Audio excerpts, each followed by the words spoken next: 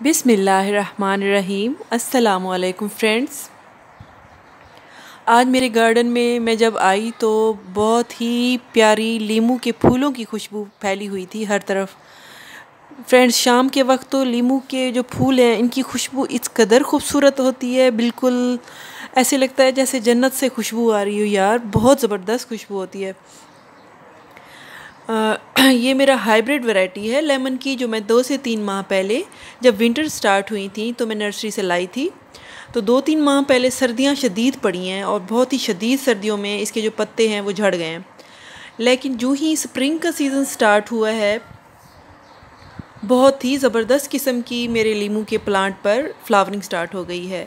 Friend, मैं आपको बताती चलूँ कि लीमू के बहुत सारी वैरायटीज़ होती हैं। एक हाइब्रिड वैरायटीज़ होती है, चाइनीज़ वैरायटी होती है और एक देसी लीमू होता है। ये मेरी हाइब्रिड वैरायटी है। आल्दो मेरे पास तमाम वैरायटीज़ के लीमू मौजूद हैं। मैंने चाइनीज़ लीमू भी लगाए हुए हैं और देसी लीमू भी लगाए हुए हैं, लेकिन मुझे सबसे ज़्यादा सेटिस्फेक्शन हाइब्रिड वैरायटी को देख कर हुई है, क्योंकि इस पर बहुत ही जल्दी फ्लावरिंग और फ्रूटिंग शुरू हो जाती है।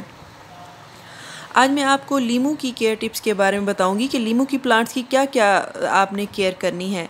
लीमू के प्लांट को फ्रेंड्स हमेशा ज़मीन में ही लगाएं, क्योंकि वहाँ पर इसकी ब्रांचेस ज़्यादा होती हैं और फ्रूटिंग भी बहुत अच्छी होती है। लेकिन बड़े पॉट में भी इसको लगाया जा सकता है। लीमू के पौधे को जब फ्लावरिंग हो रही हो उस वक्त इसको ज़्यादा पानी और ज़्यादा खाद की ज़रूरत होती है। अगर हम इसको कम पानी देंगे तो कलियाँ झड़ जाएंगी और फ्रूटिंग भी नहीं होगी। लेकिन फ्रूटिंग और फ्लावरिंग से पहले आमतौर पर इसको NPK 20-20-20 आप 1 चम्मच 5 लीटर पानी में डालकर इसको दें तो इसकी बहुत अच्छी ग्रोथ होती है। ये मैं उस वक्त बता रही हूँ जब प्लांट की फ्लावरिंग और फ्रूटिंग नहीं हुई होती है।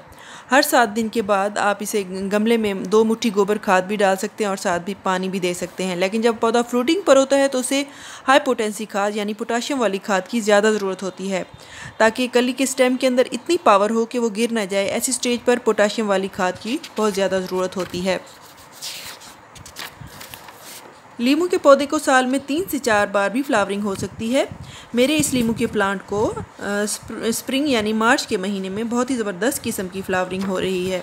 ये 3 से 4 बार फ्रूटिंग और फ्लावरिंग कर सकता है, क्योंकि ये सिट्रस फैमिली से है, इसलिए इसको धूप बहुत अच्छी लगती है। इसको डायरेक्ट सनलाइट में फ्रेंड्स रखें लीमू को, और बहुत तेज़ धूप में इसको रखें और हर वक्त इसकी मिट्टी जो है वो वेट रहनी चाहिए। पानी आप इसको ज़्यादा से ज़्यादा दें और सर्दियों में इसकी आप प्रूनिंग कर सकते हैं। फूल खिलने के बाद अगर फ्रूट नहीं लगता है तो इसकी तमाम पतली पतली ब्रांचेस की आप प्रूनिंग कर दें, इससे आपका पौधा बहुत घना हो जाएगा।